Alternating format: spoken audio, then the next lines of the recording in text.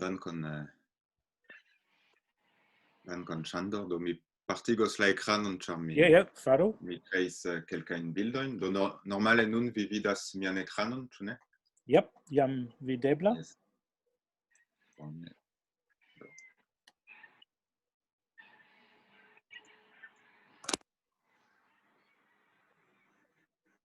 Do jen la bildo. Do unue dankon, koran dankon al la organizantoj, ke ili ebligis al mi fari tiun ĉi prezenton por konatigi al vi la asocion SAT. Kaj simple pri mi precizigu ke en SAT ne estas prezidanto, estas plenum komitato kiu respondecas pri la gvidado de la asocio, kaj mi fakte estas prezidanto de tiu plenum komitato, sed la rolo de la prezidanto fakte limiĝas al decidado en voĉdono, kiam duono de la plenum komitatanoj estas por aŭ kontraŭ io, kaj feliĉe tio preskaŭ neniam okazas, ĉar en tiaj kazoj simple signifus ke ni plu bezonas diskuti. Bon, tio estas vere flanka afero. Do, sur tiu ĉi enkonduka bildo vi povas vidi du fotojn de du malsamaj kongresoj kiuj distancas de preskaŭ unu jarcento kaj ankaŭ distancas de preskaŭ la duono de la terglobo, ĉar la unua montras la fondo-kongreson de SAT, kiu okazis en Prago, do en centra Eŭropo, en la jaro 1921.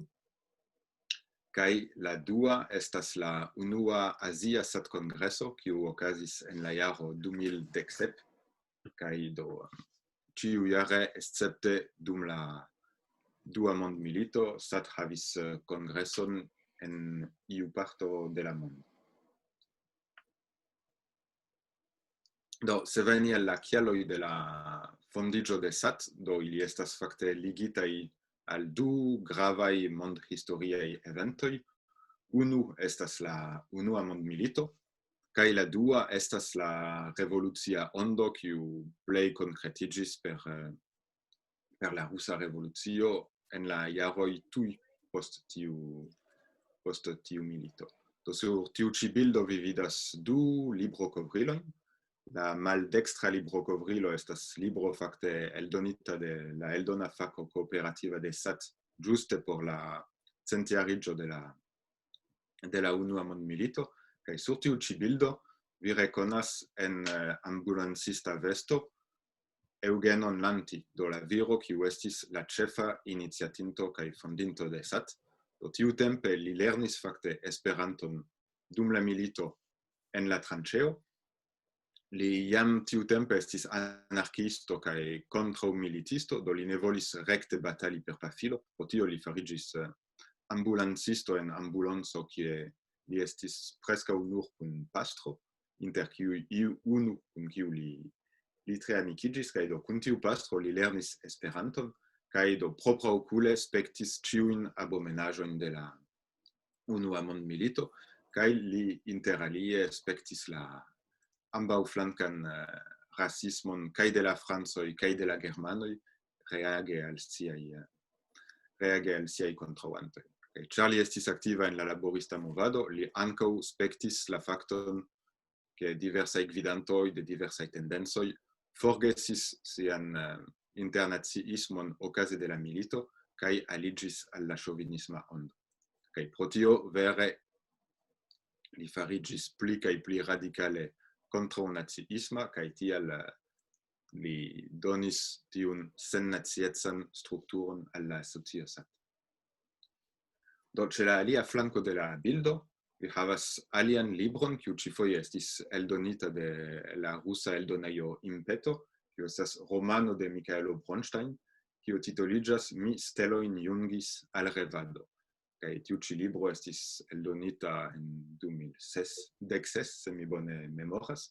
Kaj sur la librokovrilo vi havas la vizaĝon de alia grava homo dum la du unuaj jardekoj de la historio de SAT.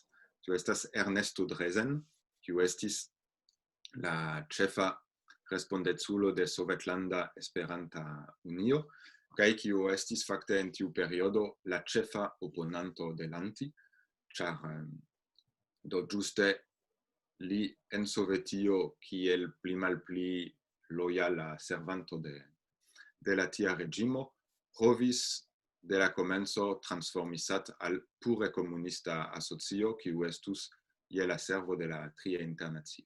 Kaj lanti, kvankam li estis komunisto en la jaroj tuj post la unua mondmilito, kontraŭis tion, kaj do ankaŭ multaj aliaj kontraŭis, sed do tiu antagonismo estis unu el la ĉefaj faktoj de la du unuaj jardekoj de la asocio.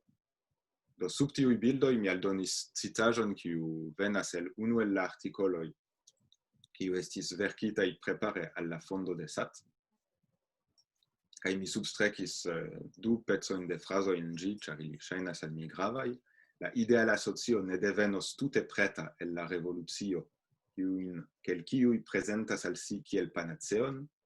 Oni anstataŭas bone ion nur metante je ĝia loko alion pli perfektan.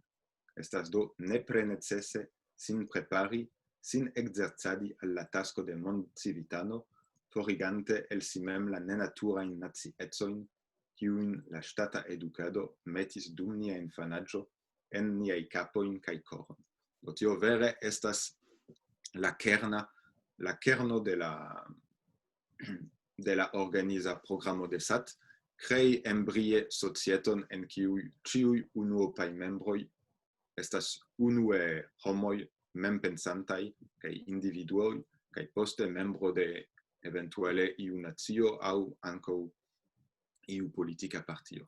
La ĉefa afero estas havi individuojn kiuj pensas per si mem kaj kiuj tiamaniere estas kapablaj mem elekti per diskutado kun la aliaj kiun vojon ili opinias plej irebla por antaŭenigi la homaron al pli da socia justeco inter alie. Do, jen por la historia enkonduko. Do, mi ankaŭ menciu kelkajn aferojn pri la ligo inter la historio kaj la nun. Tio estas ke estas kelkaj historiistoj ekster la Esperanto-movado, kiuj dum la nuna tempo fakte montras intereson pri la frua historio de SAT. Do unu el ili fakte estas aŭstraliano, kiu nomiĝas Darcy Moore kaj havas blogon en la angla lingvo. Mi pensas ke kelkaj el vi eble jam aŭdis pri li, kaj li interalie esploras pri la rilatoj inter la verkisto George Orwell kaj la kunulino de Eugeno Lanti, Ellen Caitlin Mouzin, kiu estis fakte la onklino de Lanti. Kaj do tio estas grava ankaŭ preter la perspektivo de Esperanto-movado. Do Lanti pro siaj kontaktoj kun esperantistoj en Sovetio dum la unuaj jardekoj de la ekzisto de Sovetio havis ege bonan kaj ege precizan bildon pri kiamaniere la revolucio degeneras al totalisma diktaturo, kaj do en tiu epoko SAT vere estis forta kanalo por transdono de tiuj informoj al la okcidento. Kaj unu el la homoj kiuj fakte forte profitis de tio por konstrui ĝi kiel verkisto estis George Orwell. Do eble vi scias ke George Orwell ne estis favora al Esperanto, inter alie li verŝajne estis tre tedita de la insisto de Lanti mem paroli al li mem paroli ĉiam en Esperanto en sia hejmo, sed malgraŭ la fakto ke tiu rilate Lanti estis por li teda persono, restas tio ke do unue Lanti enkondukis Lanti kaj Ellen Caitlin Mouzin enkondukis Orwell en la literaturan mondon. La unuaj artikoloj de Orwell estis publikigitaj en gazeto ĝuste eldonita de Henri Barbus, kiu estis la honorprezidanto de la unua SAT-kongreso, kaj la kontakto estis farita de Lanti kaj lia kunulino, kaj ankaŭ poste do ili regule per diskutoj kaj materialoj provis Orwell per materialo kiu helpis al li konstrui sian mondkoncepton. Do kion nun Darcy Moore klarigas en la angla, kaj tiun artikolon vi povas trovi en lia blogo, tio jam estis fakte pli malpli komunikita al la esperantistoj antaŭ 25 jaroj, en articolo de Bert de Witt en Senatieca Revuo. Sed do nun la afero fariĝas ankaŭ iom post iom konata en la angla lingva mondo. Kaj dua ekzemplo pri lastatempa interesiĝo pri historio de SAT ekster la asocio estas do tiu instruistino en usona universitato, do Brigitte O'Keeffe, kiu fakte verkis la antaŭparolon de tiu libro pri la mondmilito, kiun mi prezentis antaŭ kelkaj bildoj, kaj kiu nun fakte preparas libron pri Esperantoj kaj lingvoj de internaciismo en revolucia Rusio. Kaj ĝuste unu semajnon post la Zamenhofa tago en Twittero ŝi publikigis tiun bildon, kiu montras ke ĝuste en la preparo de sia libro ŝi konsultis diversajn dokumentojn el la SAT-historio, kaj ĉi tie fakte vi vidas desegnon faritan de la frato de unu el la gravaj satanoj de tiu epoko, kiu montras laboriston leganta antaŭ mondglobo la gazeton Sennaciulo, kiu fakte daŭre nun estas la ĉefa organo de SAT. Do, jen kiel nuntempe aspektas Sennaciulo, tio estas la kovrilpaĝo de la novembro-decembra numero. Do, fakte Sennaciulo nun estas dumonata gazeto, ĝi ampleksas pli malpli kvindekon da paĝoj, kaj ĝi entenas plej diversajn materialojn, inter alie raportojn pri aktivado de la membroj en diversaj mondopartoj. Kaj ĉi tie vi vidas ke en la kovrilpaĝo oni informas pri iu manifestacio kontraŭ atomenergio, kiu okazis en la insulo Hokkaido en Japanio, do kun aldone teksta klarigo, kaj do ĝenerale Sennaciulo fakte estas interŝanĝejo je la dispono de la membro, farita de la membroj mem, do ĉiuj redaktantoj de Sennaciulo nun estas volontuloj, kiuj faras tion dum sia libera tempo, kaj pere de tiu organo asocianoj kaj aldonaj abonantoj povas interŝanĝi ideojn pri plej diversaj temoj en ege malferma etoso.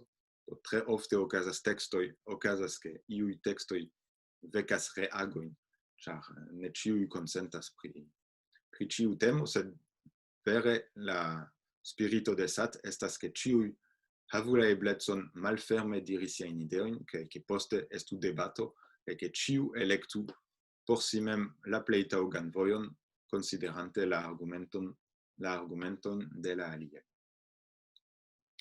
Do, aldone al Sennaciulo, SAT ankaŭ eldonas jaran revuon, kiu nomiĝas Sennacieca Revuo. Kaj do ĉi tie denove mi metis la kovrilpaĝon de la lasta numero, kiu fakte estas grandparte dediĉita al historiaj eventoj, ĉar mi estas proksime al la centjariĝo de SAT. Do sur la kovrilpaĝo vi povas vidi grupfoton de la SAT-kongreso en la jaro 1966, kaj denove Oceanio ne estas malproksime, ĉar fakte tiun ĉi foton ni ricevis pere de Marcelo Leerverd, kiu estas unu el viaj veteranoj en Aŭstralio, kiu dum longa tempo estis SAT-membro, kaj kiu partoprenis fakte tiun kongreson en 1966. Kaj ĉe la alia flanko de la bildo mi enmetis la dorsan kovrilpaĝon de la nuna numero de Sennacieca Revuo, kaj en tiu dorsa kovrilpaĝo fakte ni kaptis la okazon memorigi pri du homoj kiuj estas malpli famaj nun ol Lanti, sed kiuj vere estis liaj intimaj kunlaborantoj kaj kiu vere vivigis la asocion inter la morto de Lanti en 1947 kaj la pli malpli nuna periodo post la okdekaj jaroj. Do tiuj du homoj estis Lucien Bagnier, kiu estis fakte unu el la fondintoj de SAT, kiu estis ĵurasano, do ne parizano, sed loĝanto de franca provinco, kiel multaj aliaj devis iri al Parizo por trovi laboron. Kaj la dua estis Norberto Barthelmess, kiu estis vere sennacieca homo, ĉar li naskiĝis en Germanio, sed poste vivis grandan parton de sia vivo en Francio. Do li alvenis en 1928 en Parizo por fariĝi redaktoro de Senaciulo, tiam loĝis en la hejmo de Lanti, kaj dum la milito estis deportita al Germanio, sed poste revenis kaj vivis sian tutan vivon en Parizo. Kaj do vi vidas ilin ambaŭ en la sacidejo meze de diversaj paperoj, kaj vere tiuj du homoj pluvivigis la asocion dum tre longa tempo. Do aldone al tiuj libraj eldonaj aktivaĵoj, SAT ankaŭ multe eldonas librojn. Kaj ĉi tie denove mi kaptis la okazon por reklami pri du libroj kiuj havas rektan rilaton kun Oceanio. La unua estas Infano de la malriĉuloj, do tio estas romano de novzelanda parlamentano, kiu estis eldonita de SAT en 1972, kaj la tradukisto estis Bertram Potts, kiu verŝajne estas konata de ĉiuj novzelandanoj kiel unu el la gravaj motoroj de la novzelanda Esperanto-movado, kaj fakte tiu traduko estis jam preta en la fino de la 30-kaj jaroj, kaj ĝuste Lanti dum sia mondvojaĝo, kiam li vizitis Aŭstralion kaj Novzelandon, renkontiĝis kun Bertram Potts kaj kuraĝigis lin en siaj komencaj jaroj daŭre agadi por Esperanto. Kaj do la dua libro estas multe pli freŝdata eldono, ĝi datumas de 2007, kaj fakte do ĉi-kaze temas pri verko farita de koreaj aktivuloj pri la koncentrejoj en Norda Koreio, kaj ĝi estis fakte per la angla eldono tradukita de ĝuste Francisca Tubal, kiun ĉiuj konas en Aŭstralio, kiel grava parto de la movado, kaj kiu ankaŭ estas nuntempe nia peranto de SAT. Do aldone al tiuj tradukoj SAT ankaŭ eldonas originalaĵojn. Inter la lastaj mi povas mencii la poemlibron de Miguel Fernández, se mi ne metis bildon, kaj SAT ankaŭ eldonas vortarojn, kaj ĝuste en 2012 ni eldonis novan eldonon de la plena ilustrita vortaro, kiu fakte enhave ne estas tre nova, estas baze leĝera ĝisdatigo de la eldono komplete rebakita en la jaro 2002, sed ankaŭ kaze de tiu reeldono SAT trovis respondeculon por pretigi la postvenontan eldonon kaj certigi la pluevoluadon de la vortaro. Kaj do ĉi tiu eldono estis pretigita de Claude Roux, kiu kun Michel Duc-Goninaz estis la motoroj de la rebakado de PIV en la jaroj 2000, kaj nun Bertilo Venergren transprenos la taskon, kaj en lia blogo vi povas legi jam diversajn informojn pri la planoj por ĝisdatigi la enhavon de PIV. Kaj mi menciu ke Bertilo jam mem zorgis pri la enretigo de la teksta enhavo de PIV 2012, kaj nuntempe interalie laboras pri enretigo de la bildoj. Alia grava parto de la vivo de SAT estas, kiel mi diris komence, la jaraj kongresoj, kiuj ĝenerale ĝis nun estis fizikaj, kaj en 2012, kiel por ĉiuj, fariĝis retaj. Do nia lasta fizika kongreso okazis en Barcelono en la jaro 2019, ĉi tie vi vidas du bildojn, unu de la fina koncerto de Kaj tiel plu, kaj la dua dum laborkunsido, kie vi vidas ke diversaj homoj havas ruĝan karton en la mano, tio estas la satanoj, ĉar ĉiuj kunvenoj dum la SAT-kongreso estas malfermitaj al ĉiuj esperantistoj kaj ĉiuj scivolemuloj.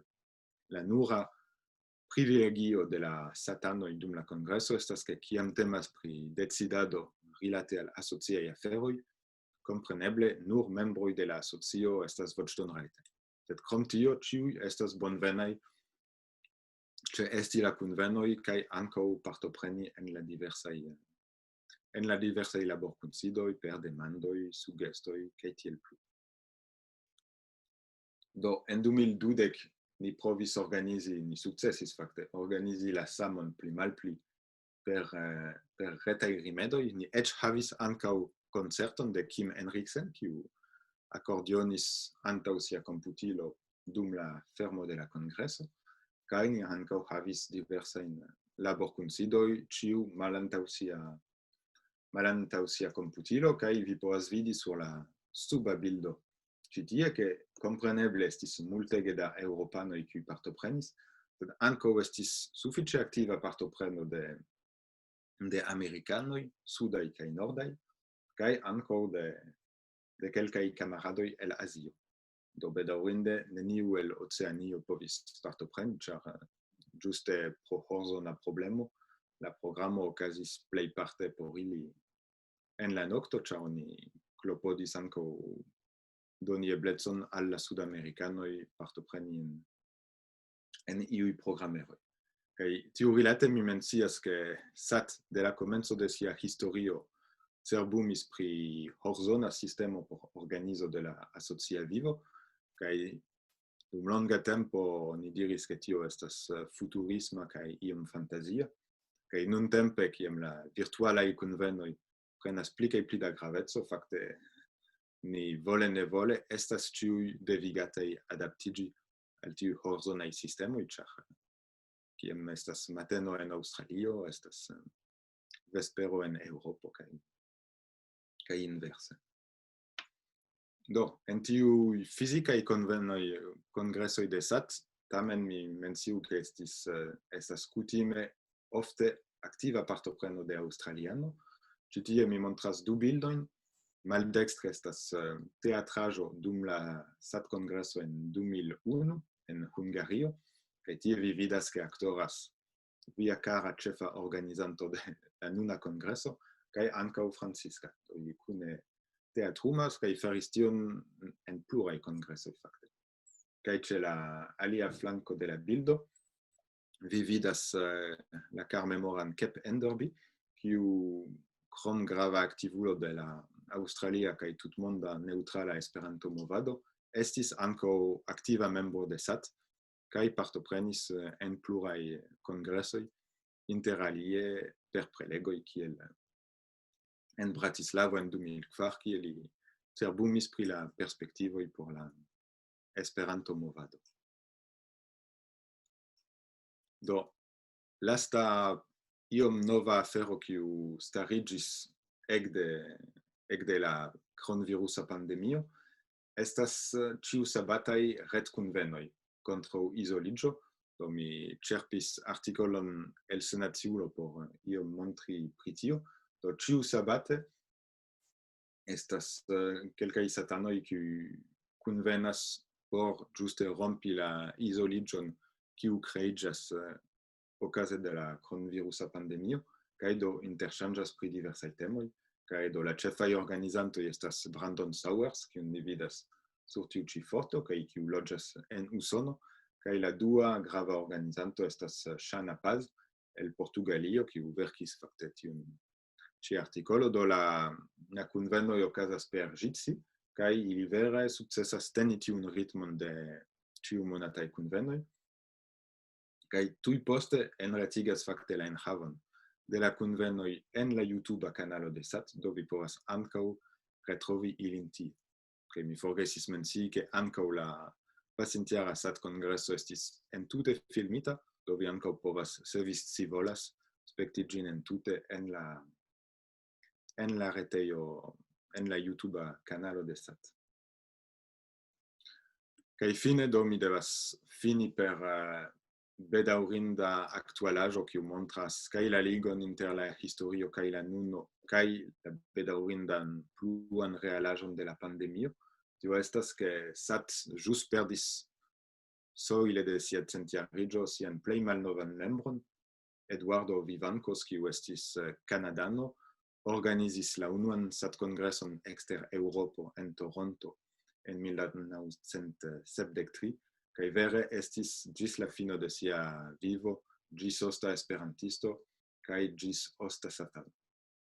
Do Javier Alcalde multe pli bone kaj detale povas paroli pri li, kaj mi invitas vin spekti la filmon, la prelegon kiun li registris ĝuste okaze de la centjariĝo de Eduardo, kaj Javi informis fakte ke Eduardo Vivancos mortis ankaŭ kiel multaj maljunuloj nun pro la kronviruso. Do li kaptis ĝin dum la lasta semajno de la jaro 2020, kaj do mortis kelkajn tagojn poste kiel multaj aliaj maljunuloj. Do pacon al li, homaĝon al li, kaj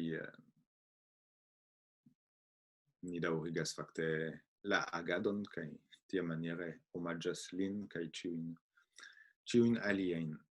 Do per tio mi finis la preparon de mia prezento. Do nun mi maldividos la ekranon kaj restas disponebla por demandoj. Dankon pro via atento.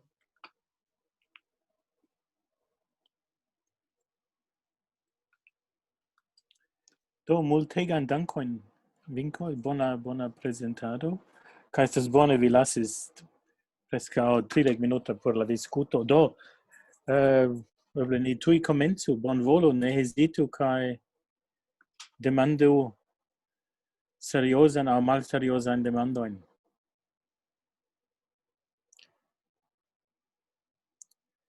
Do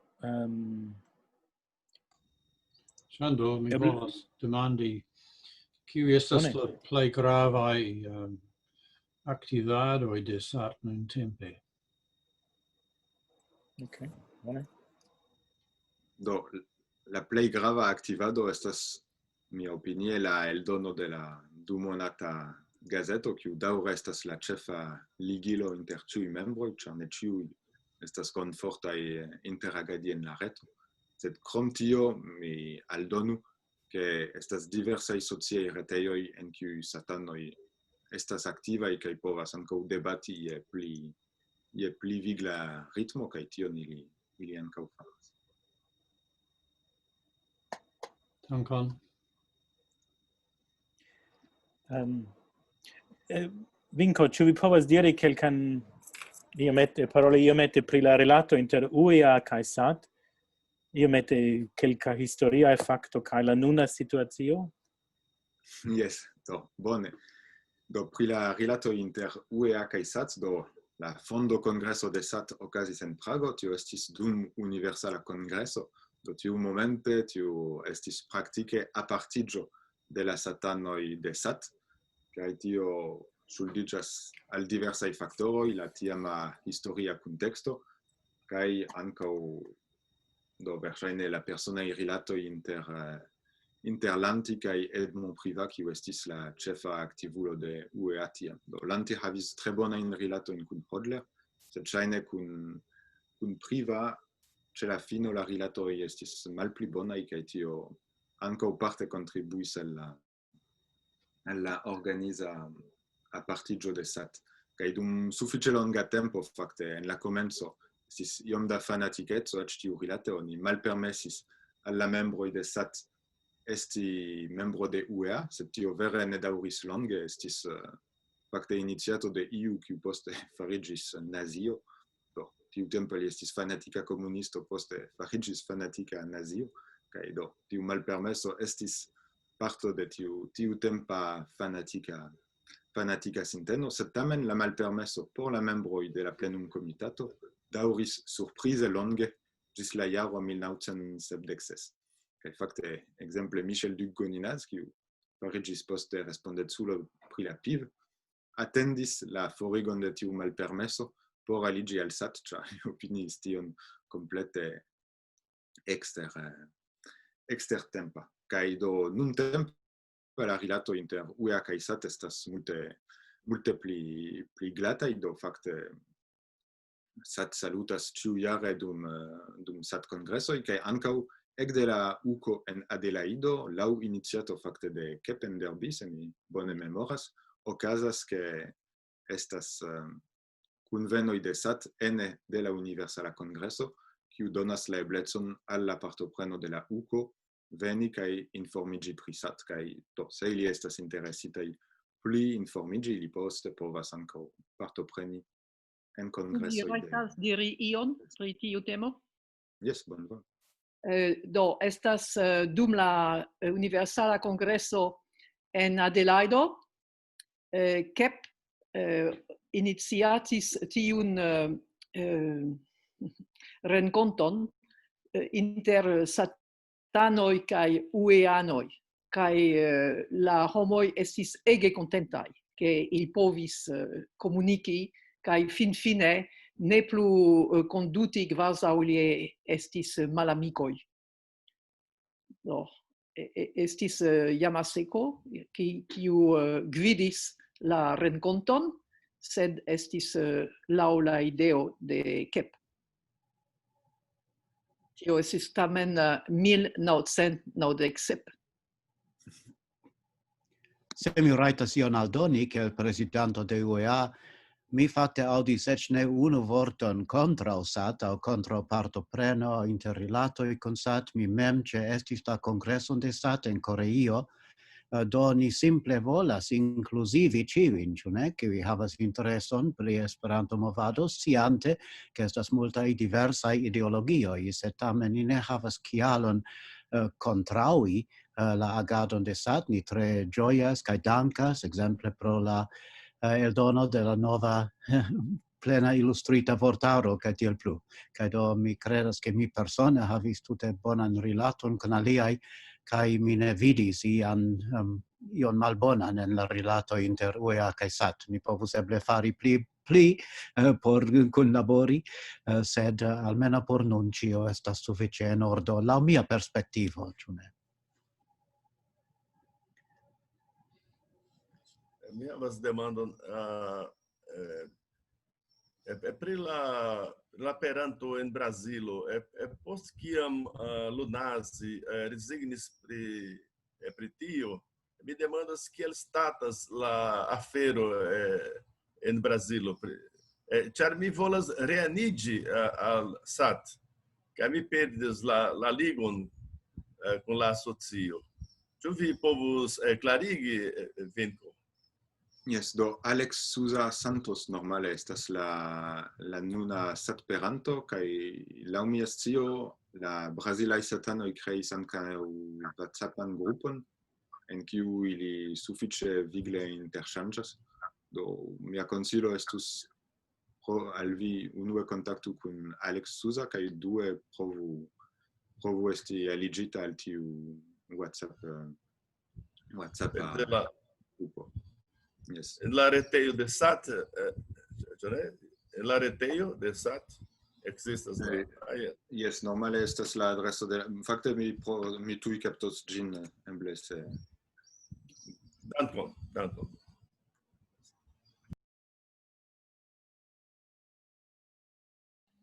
Ankaŭ mi dankas Vinko pro via prezento, kaj mia demando estas tio, ke ĉu vi dirus ke SAT estas kiel UEA neutrala politike aŭ vi havas certajn politikajn sintenojn?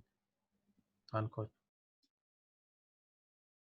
Yes, do mi dirus ke UEA SAT estas neutrala, sed plejparte inter diversaj laboristaj tendencoj. Kvankam fakte okazas foje ke ankaŭ homoj eĉ kun dextraj ideoj esprimiĝas en SAT, nenio povas malpermesi ke iu naciisto aliĝu al SAT, aŭ ke simple iu membro kiu ne estas naciisto entute, sed pri iu temo aparte havas naciistajn ideojn, neniu povas malpermesi ke iu esprimiĝu pri tio. Simple eble la diferenco estas ke en SAT oni vere malferme diskutas pri ĉiuj politikaj temoj kaj ne timas la surtabligon de tiuj iom tiklaj temoj, eĉ se supozeble en UEA ankaŭ nuntempe la diskuto estas sufiĉe libera. sed mi dirus che la plimulto de satanoi consentas tamen che ia maniere oni devas organizigi por forigi capitalismon, che mi supposas che en UEA estas pli alta proporcio de membroi qui opinias che oni devus pli mildigi capitalismon anstataŭ simple forigi. Dankon.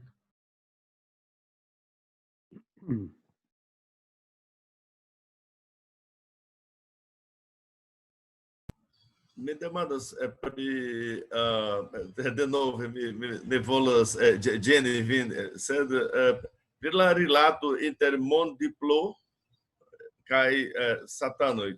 Ĉu vi povas klarigi, ĉu ekzistas tiu rilato? Do, fakte la Mondiplomatique. Yes. Do, estas rilato pro tio che fakte senaciulo regule publikigas artikolojn el la diplomatia mondo ene de senaciulo, kaj la ĉefa iniciato de la diplo en Esperanto, Vilhelmo Lutermano, estis satano kiam li iniciatis la aferon, forlasis sat dum 15 jaroj poste, sed lastatempe li ankaŭ realiĝis, kaj antaŭ lia realiĝo fakte jam estis denove sufiĉe vigla kunlaboro sub formo de aperigo de tiuj artikoloj en senaciulo.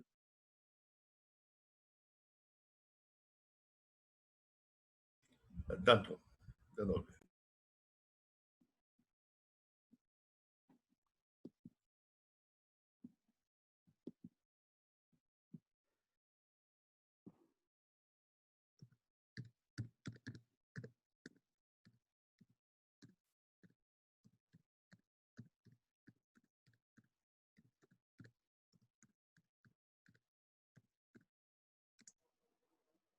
Do, ne hezitu. Vinko, krom aliaj aferoj, ĉu pri Esperanto kaj ties disvastigado en mondo, SAT havas iujn programojn, planojn aŭ agadojn regulajn? Yes, do, fakte mi tute ne menciis tion, sed do SAT en kelkaj landoj, do en franclingvaj landoj, en hispanlingvaj landoj, en germanlingvaj landoj, ankaŭ en Koreio kaj en Japanio estas laboristaj Esperanto-asocioj ligitaj al SAT, kiuj havas kiel celon la disvastigon de Esperanto specife en laborista medio. Kaj do krom tio de kelkaj de kvin jaroj ankaŭ ekzistas por Esperanta fako, kiu ankaŭ celas direkti informadon pri Esperanto specife al la celpubliko de SAT. Do se vi vizitas la retejon de SAT, vi constatos che ĝi estas multlingva ekde la ĉefpaĝo, kaj la amplekso de la diversa lingvoj estas tre varia, sed kaj interalie do en ekstereŭropaj partoj do estas tamen multe da materialo en la japana, korea kaj iomete en la ĉina, sed por aliaj lingvoj estas pliaj kunlaboroj estus bonvenaj.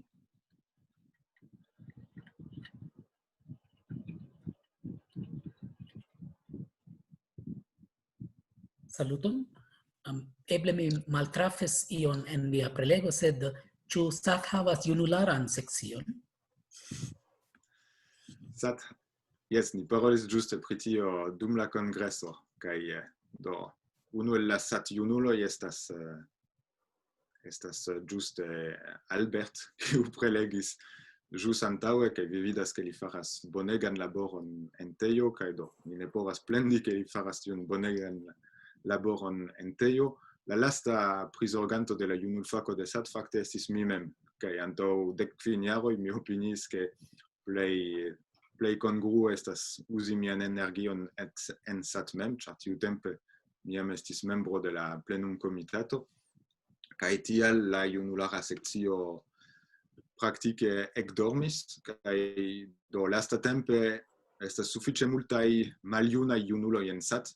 Tio estas homoj kiuj proksimiĝas de la oficiala limo por esti junuloj, do ĉirkaŭ 30 jaroj, kai dum la lasta congresso estis tiu scherzo che oni povus recrei la junul facon dum kelkaj monatoj, ĉar estis multaj kiuj naskiĝis en 1994 kaj dum ankaŭ iomete da tempo estas junuloj. Do tiel statas la situacio nuntempe.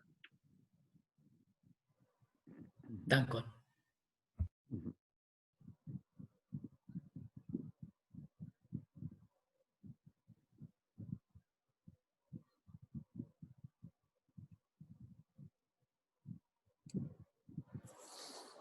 Ĉu vi dezirus diri pri grandaj satanoj? Ekzemple mi aŭdis aŭ legis ke Warringien estis satano, ĉu? Pardon, mi ne kaptis la nomon. Gaston Warringien. Ah, yes, Gaston Warringien, yes. Yes. Yes, Ĉefredaktoro. la prizorganto de la plena ilustrita vortaro, kaj li estis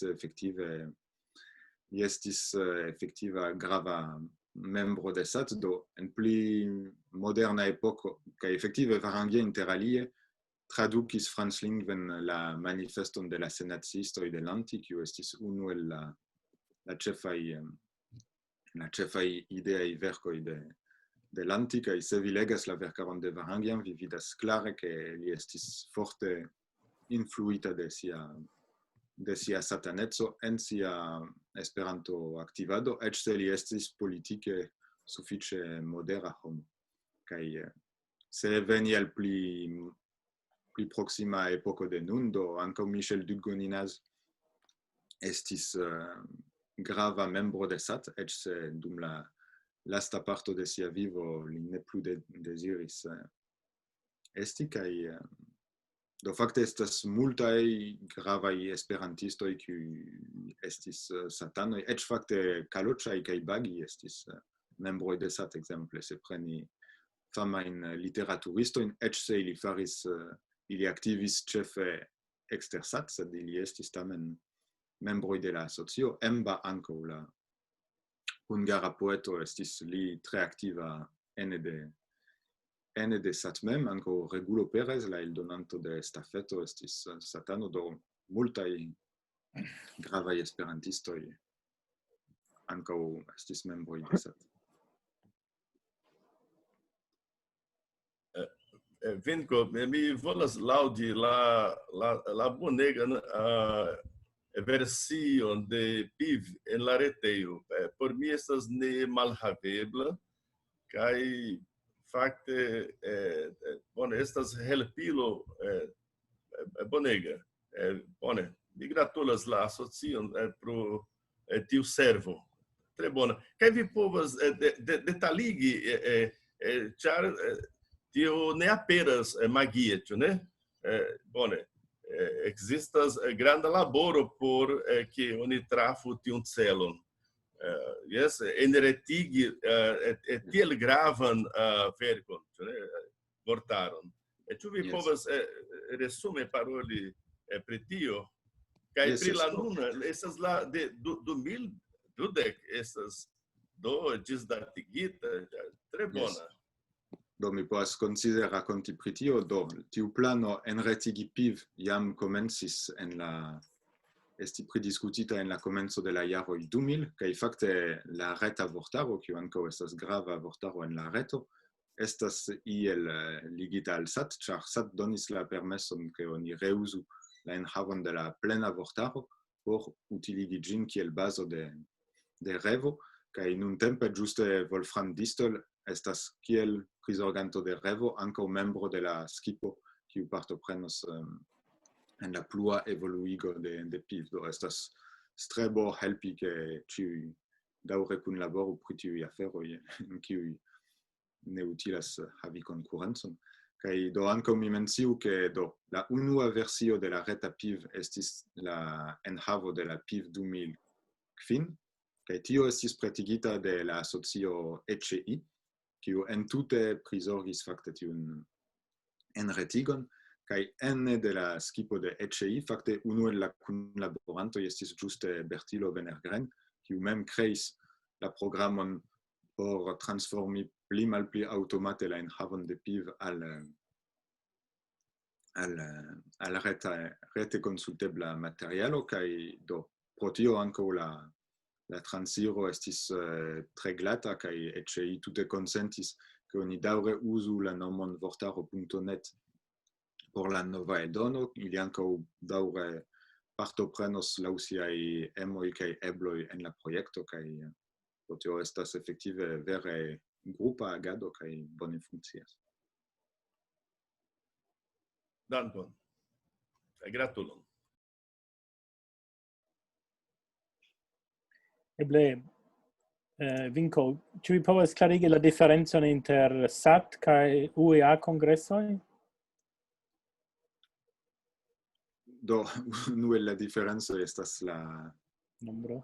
aliĝkotizoj, tamen mi devas diri tion, kiu en la SAT-kongreso estas pli malpli 50 eŭroj aŭ 60 eŭroj por eŭropaj landoj, kaj tiu diferenco fakte ŝuldiĝas verŝajne plejparte al la amplekso de la kongreso. La kongresoj de SAT grupigas kutime lastatempe 100 da homoj, do estis du notindaj esceptoj en 2019 kaj 2020. En 2019 oni estis pli ol 200 denove en Barcelono, sed tio ne okazis de 20 jaroj, kaj ankaŭ rete dum la reta SAT-kongreso ni estis 250.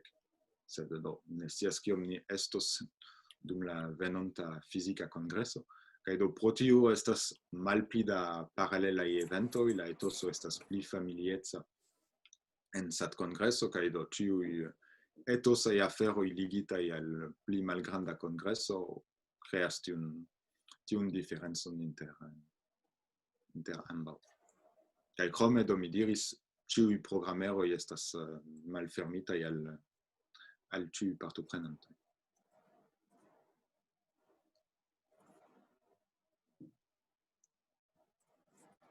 Kaj do, ekzemple pri la kongresa gvidrezolucio kaj deklaracio, tio vere estas unu el la centra komuna laboro de ĉiuj kongresanoj, kaj do eĉ se ne ĉiuj partoprenas aktive en la diskutoj, tio estas grava momento en la vivo de la kongreso. Verŝajne en UKO okazas tiom da aferoj paralele, ke tiu deklaro, eĉ se ĝi estas montrita en la fino, ne estis la centra pripenstemo de ĉiuj partoprenantoj.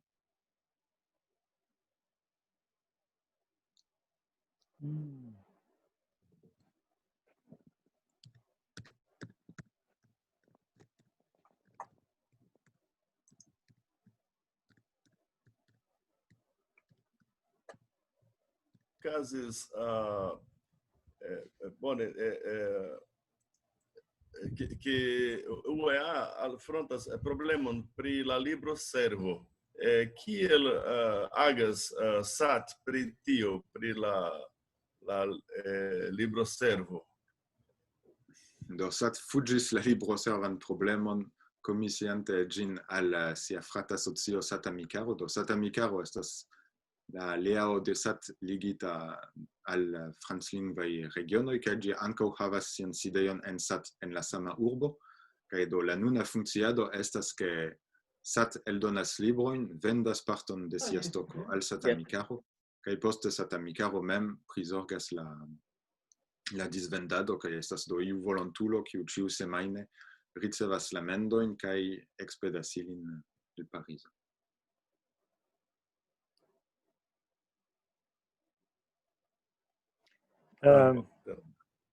Do iu persono demandis en la babileo, ĉu ekzistas statuoj de Lanti en iu loko?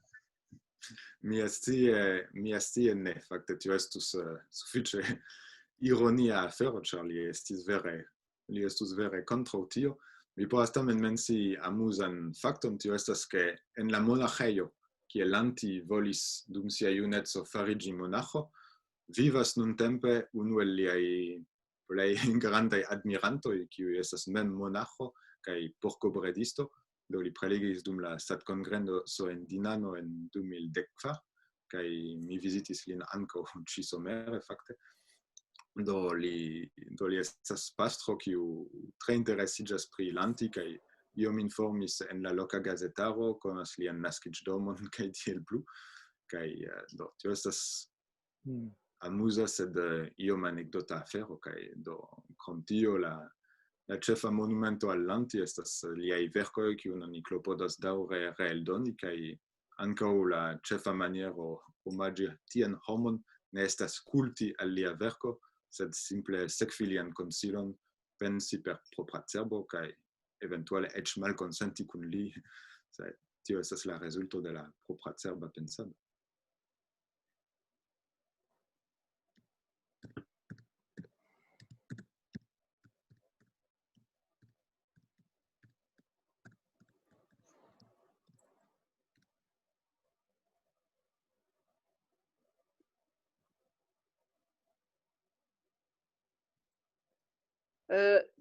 Kia estas meza aĝo de SAT-asocianoj?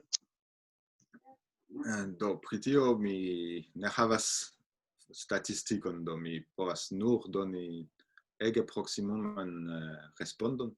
Mi dirus ke estas multe da sufiĉe aĝaj homoj en SAT, pro tio ke feliĉe satanoj estas fidelaj al sia asocio, kaj feliĉe por ili ankaŭ multaj el ili vivas sufiĉe longe, do tio faras ke estas forta proporcio de maljunaj homoj, sed en la lastaj jaroj ankaŭ mi konstatis ke estas pli kaj pli da relative junaj homoj, malpli ol 40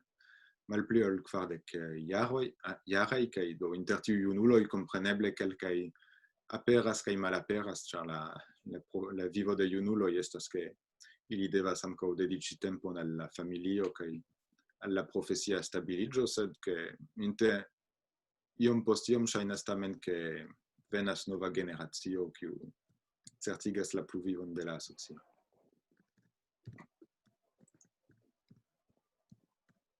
Mi alvenis en la plenumkomitato antaŭ 20 jaroj, oni nomis min la knabo, kaj nun estas pluraj kolegoj en la poko, kiu estas el la sama generacio kiel mi.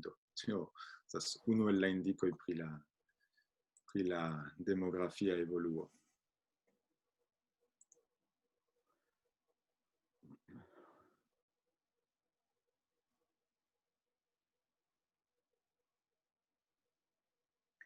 Kiuj landoj plej aktivas en la SAT-agado?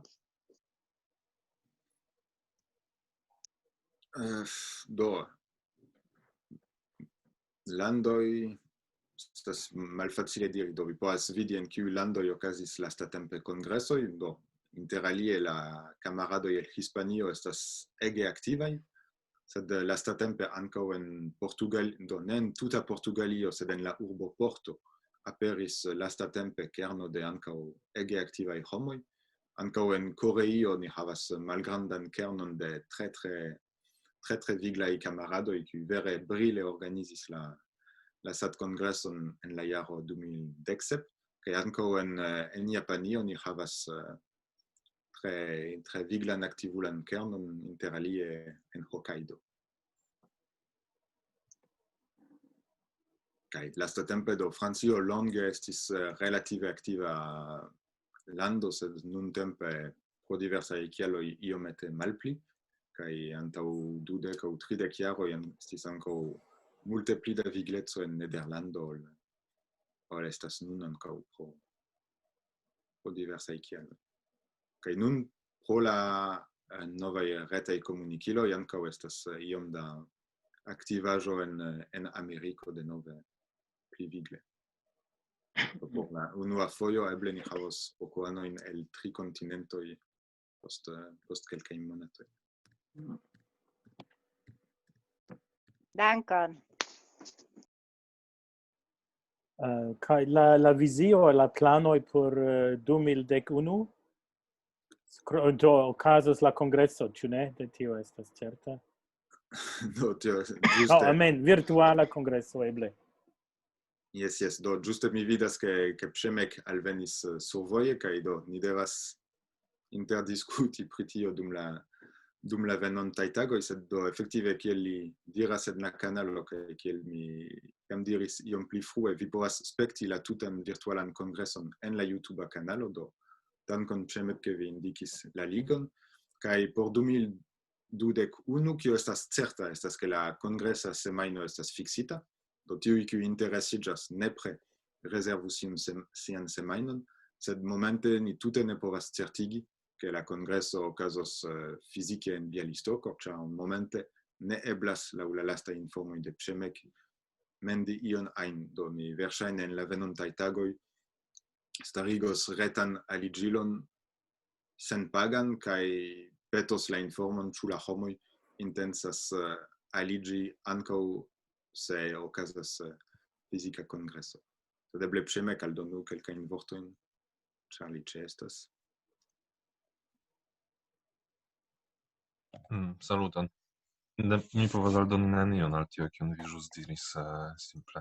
En la venontaj tagoj ni priparolos la eblojn kaj decidos pri la solvo. Kaj mi esperas, ke en la venonta semajno jam aperos pli konkretaj detaloj ĉe la kongresa retejo. Jen. La ĉefa informo estas ke la dato estos la lasta semajno de julio. Yes, kaj ĝi estos en la sama tempo, laŭ mia memoro, kiam okazos la IOKO en Kievo. Estos la samaj datoj. Bone, tion mi ne sciis.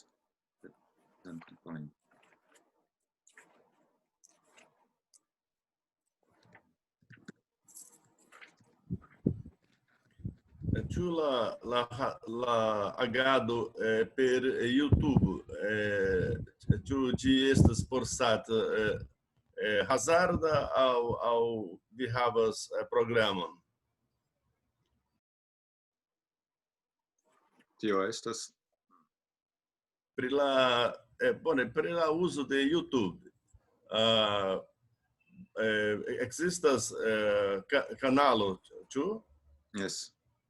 Yes, kaj la videoj aperas hazarde aŭ ne? Do hazarde ne. Aŭ kun reguleco, yes? Do aperas ekzemple ĉiu semajne la registraĵo de la ĉiu semajne, izoliĝa kanalo. Kaj krome nun en la kunteksto de la centjariĝo de SAT, do estas ankaŭ multaj videoj pri la SAT-kongreso en Madrido en 2013, pri la SAT-kongreso en Dinano en Bretonio en 2014, kaj pri tiu en Barcelono en 2019, kaj pri la virtuala. Kaj por la aliaj jaroj do ĝuste ni klopodos kapti la okazon de la centjariĝo por enretigi iom pli da arkiva materialo por ke interesiĝantoj havu pli generalan bildon pri kio okazis en SAT dum la pasinta jarcento. Dankon.